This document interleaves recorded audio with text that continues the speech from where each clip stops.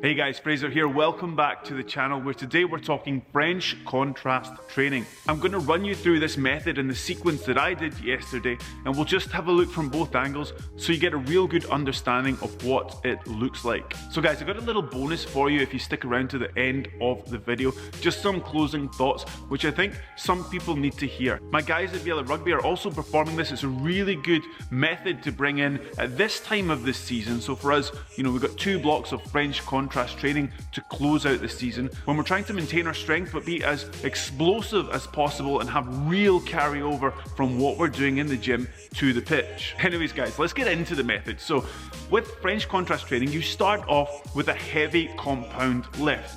A heavy bilateral compound lift. So in this case, I'm doing box squat with 160 kilograms. Now, over the course of one block, you can modify intensity. For example, we started off really light because we started off on a deload week. However, now we're up at 85% of our 1RM for 3 reps on the compound lift. After the box squats, I'm taking between 20 and 30 seconds rest before I move on to the hurdle jumps. So you want to go from something that's loaded to something that's unloaded, in this case the hurdle jumps. Now after those, you're again taking 20 to 30 seconds rest before you're moving on to a speed strength lift. So I've loaded 70% on the hang power cleans, and again we're doing that for 3 reps.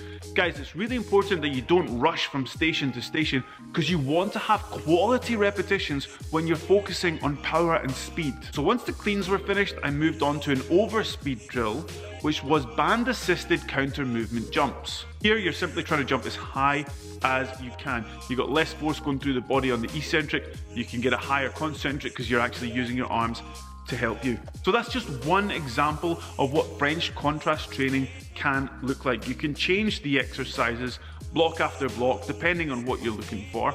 And guys, an important factor here is that you're taking 3 to 5 minutes rest after a set, because we want to be almost fully recovered and maintain our quality when we're going on to set 2, set 3, set 4. So if you're trying to transfer athletic performance to the pitch, this is a really good way to go about it because you're ticking a lot of boxes. Historically, we've used this at the end of the season and we've had really good results with acceleration times, with performance on things like mid-thigh pull, CMJ, RSI. So it's not to say that this is the one and only method that will get those gains, all right, because there's so many other factors, but it is tried and tested and it is super effective at improving athletic markers. Guys, for more information on the explosive profile, you'll want to check out a video I'm linking up here where I go into full detail about how you can actually measure that and understand that better. Clearly, being powerful and explosive is important in rugby. And just a side note that when you switch to this style of training, it refreshes training a little bit for the guys. When you're training all year round, year on year on year, things can become a bit mundane. Now, a lot of rebuttal from S&C coaches as well. I'm not an entertainer, I'm not entertaining people, I'm here to get adaptation, and I fully support that. That's absolutely correct. However, if you can do that and keep it interesting, then you have better adherence, you have better athletes putting more effort into things because they like it, and effort equals results. So I'm not saying that this is the be all and end all, but it's certainly something that we use at the end of the season because it gets the adaptations that we're looking for, and bonus, the boys like it. They like it. So anyway guys, I'll leave you there with my thoughts from yesterday after I went through this sequence myself. Thanks for watching guys, see you in the next video. Ciao. We on? Yeah, guys, before you go, just wanted to say you should be self-reflective of what you're doing when you train on your performance. So I was just thinking to myself there about the things that I usually think about, checklist, right? It's not even a checklist, it just comes out naturally. And then I was like, why don't I share that with you? Because I think some people still don't go through that process and it's valuable, So I was looking at so what did I do well then? What did I not do well? So yeah, look, there's lots of things I could do better. But the one thing that I want to improve on next week isn't increasing any weight. It's my ground contact time with the hurdles. So you might be going, oh right, well, if you're an athlete, you just make the hurdles smaller and your ground contact time will be shorter and that's really good for sprinting, etc. No. I am just going to use everything's going to be the same.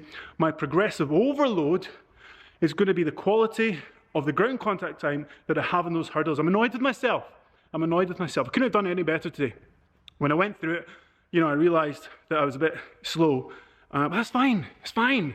For me, this is week 1 doing the French contrast training in a long time, all right? And it's been about, since I've done like repeated jumps or bounds or yeah, jumps like that, it's been a while. Again, I won't get into the story, running volume, etc., and calf strain. But anyways, so if you are training, you should be leaving a session going, okay, next week I'll be able to go up 5 kilograms in the last 2 sets, or I'll be able to keep my scap in a better position as I'm really pressing out on my bench press, or my ground contact time, I'm gonna really try and nail that next time, right? So it doesn't have to be the increase the weight every time. It could be. That could be one form of progressive overload. It could just be the quality and the intent of what you're doing, whether it's a power clean with the same weight or whether it's your ground contact time, okay? So just always think about what you're doing at the end.